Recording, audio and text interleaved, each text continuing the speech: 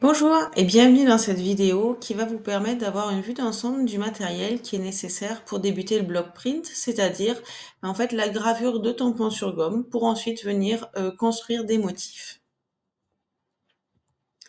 Alors, la vidéo elle vient en complément du guide matériel en version PDF que vous pouvez télécharger en fait juste en dessous de la vidéo directement et qui va vous permettre d'avoir en fait une idée un peu plus précise, de voir vraiment hein, le matériel que j'utilise et dont je recommande l'utilisation.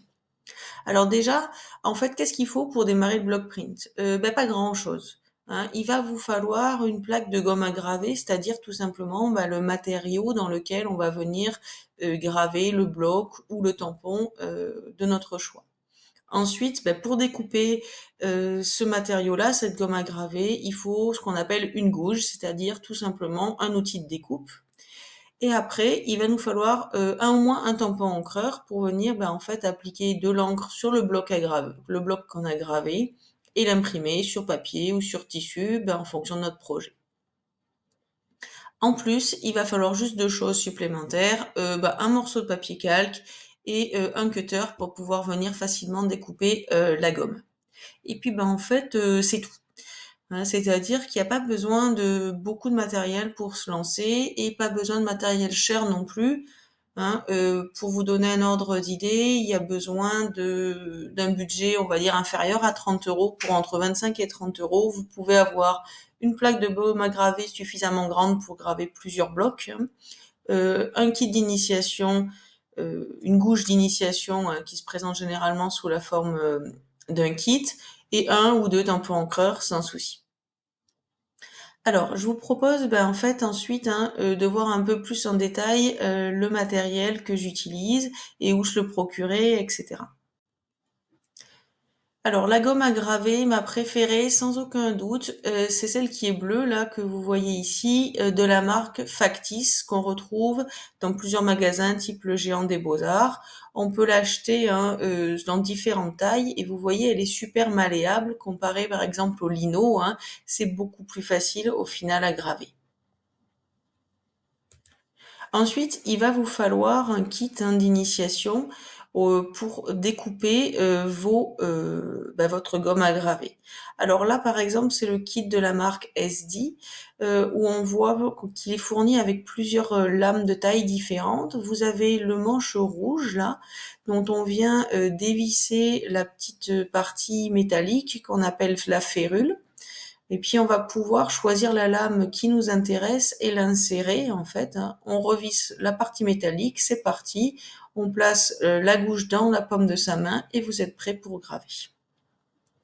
Il existe aussi le kit Habig qui coûte le même prix, environ une dizaine d'euros, avec un manche en bois. À titre personnel, je le préfère, mais bon, vraiment, les deux sont à peu près équivalents. Vous venez insérer la lame qui vous intéresse, et puis après, il y a un petit bâton là qui est fourni pour pouvoir changer la taille de la lame en fonction de ce qu'on est en train de graver. Sur la gauche, là, vous voyez aussi, il y a des gouges qui sont cette fois-ci, on peut pas modifier la taille de la lame, hein. Elles sont plus précises, hein, mais elles sont plus chères également. Donc c'est vrai que si c'est une technique qui vous plaît vraiment, ça peut valoir le coup, tout simplement d'investir dans une ou deux gouges pour commencer. Mais vraiment, pour pouvoir débuter cette technique, il n'y a pas besoin d'investir dans ce matériel qui est un peu plus coûteux. Les deux kits d'initiation, là, soit Big, soit SD, sont tout simplement parfaits pour commencer. Ensuite, pour tout ce qui est tampon encreur, alors, il existe plein de possibilités. Moi, sans aucun doute, mes préférés, c'est ceux-là, de la marque, Tsukineko, la gamme Versafine Clair. Ils sont assez grands, en fait, hein, et on va pouvoir acheter en plus une recharge d'encre liquide qu'on vient rajouter dans le tampon encreur, ce qui permet, d'éviter d'avoir à racheter, hein, les tampons ici. Donc c'est à la fois, tout simplement économique et écologique. Pourquoi est-ce que c'est mes préférés? Sans aucun doute, pour leur gamme de couleurs, qui est franchement magnifique, hein. Il y a des couleurs lumineuses, qui sont la gamme elle est vraiment bien étudiée, les couleurs vont bien ensemble et donc j'ai le petit nuancier là qui vous permet, d'avoir un ordre d'idée, des couleurs qu'on va pouvoir retrouver. Il y en a environ une trentaine qui est disponible. C'est Vraiment, j'ai essayé plein de marques, mais de loin, c'est celle-ci que je préfère. Ensuite, tout ce qui est cutter et petits, on va dire, outils annexes, hein, soit un cutter de précision, soit un cutter standard, ça fait parfaitement l'affaire. Besoin de rien de spécifique. Un crayon, une gomme, typiquement les crayons HB classiques, hein, c'est parfait. Une règle également. Et donc avec ça, vous avez tout ce qu'il vous faut pour graver vos premiers blocs. Ensuite, parmi, on va dire, la famille matérielle utile, mais pas indispensable. Si vous avez une plaque de découpe, comme la petite verte là que je vous montre, hein, c'est pratique. Si vous en avez pas, c'est pas grave, on peut la remplacer par un morceau de carton, un vieux livre, etc. pour protéger le bureau ou la table tout simplement sur laquelle on grave. Pour nettoyer l'encre, que ce soit sur les blocs ou sur les mains, etc. J'aime bien utiliser des lingettes bébé. On peut aussi prendre tout simplement de l'essuie-tout ou un chiffon, sans souci. Et enfin, si vous avez soit un petit rouleau de masking tape ou du scotch de peintre, là, papier classique, c'est pratique aussi, mais encore une fois, là, il n'y a rien qui est indispensable. Juste un petit mot sur le papier parce que en fait, j'ai souvent des questions, par rapport à qu'est-ce qu'il faut utiliser comme papier? Est-ce qu'il faut quelque chose de très spécifique, dédié à la gravure, et cetera? Moi, mon avis, c'est que non, hein.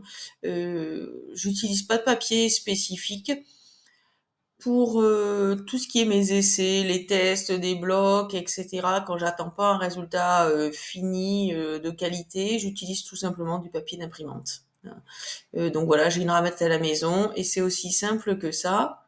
Après, quand on passe à un résultat où on veut par exemple imprimer des cartes de vœux, vous voulez faire des affiches que vous allez encadrer chez vous, etc.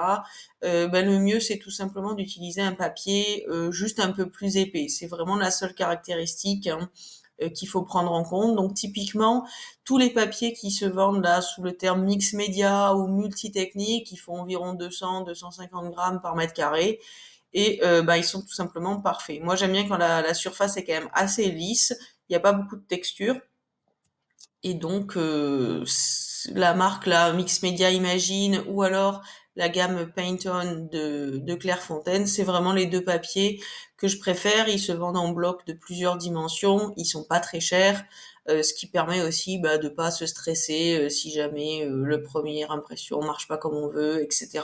Ça reste du papier super abordable. Donc voilà, un petit exemple de ma table quand je me prépare pour une session gravure. Au centre, là, vous voyez les différents outils que j'utilise, hein. Donc là, j'ai deux gouges et puis le kit d'initiation SD rouge là que je vous ai présenté juste avant, le papier, la gomme à graver. J'avais déjà gravé une petite collection de feuilles en fait, hein, que je vais venir compléter, et puis les différentes couleurs que j'envisage d'utiliser pour mes gravures également. Avant de vous laisser, je voulais juste vous présenter un aspect, on va dire un peu, enfin de manière visuelle, les différentes étapes qu'il y a pour la technique créative du block print. Alors la première, là vous voyez en haut à droite, c'est tout simplement, va falloir choisir soit un modèle, soit dessiner ce que vous allez souhaiter graver. Hein, juste pour idée, moi je travaille sur des dimensions assez petites, mes blocs ils font souvent moins de 5 centimètres, hein, donc c'est pas des grandes dimensions et c'est relativement rapide du coup à graver.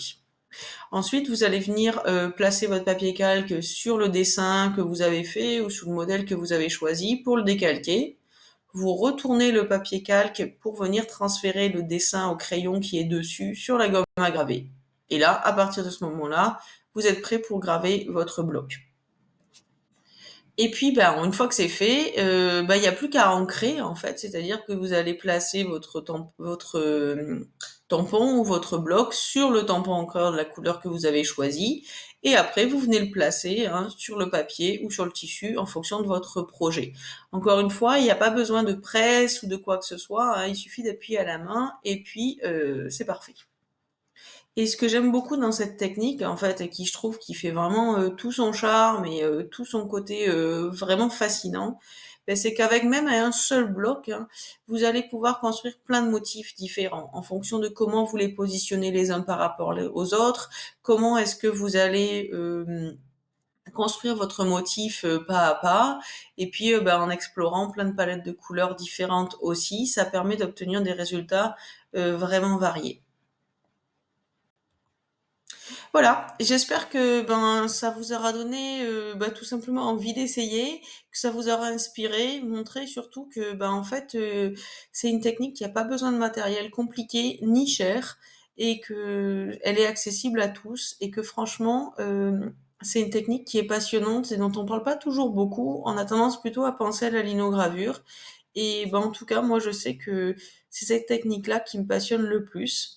Donc, n'hésitez pas à télécharger le guide dans lequel vous allez retrouver de la version un peu plus détaillée de ce que j'ai expliqué là, et puis les liens directement de si vous êtes intéressé pour acheter les tampons encreurs, la gomme, etc., voir où est-ce qu'on peut se fournir ce matériel pour pouvoir commencer.